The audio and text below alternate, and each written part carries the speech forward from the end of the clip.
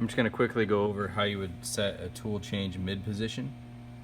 So I'm at a VF2SS with a TR160 trunnion.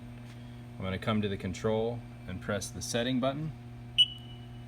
That'll bring me up the settings page. I'm going to arrow up to the top, to the right to user positions, tool change mid position, right arrow. We've got X, Y, Z, A, B, C.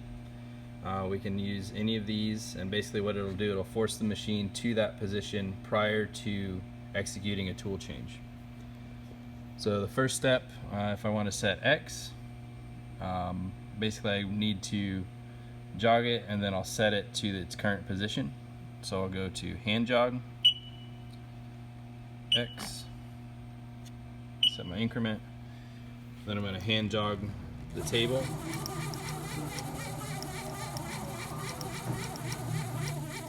And while I'm here, I'm going to go ahead and jog Y and Z also. So all the way up, Z positive. Then I'll go back to my settings page. I know I have the machine sitting in the position I want before it would ever execute a tool change. So I'm going to use the F2 key and say yes, I want to confirm that. And then down arrow to Y, because I already said it, yes, and Z, F2 and yes. So now I have a stored position in the control for X, Y, and Z. As long as I have a Z position stored, it will jog Z up prior to moving X and Y. So we'll just jog the machine over and we'll give it a little test here.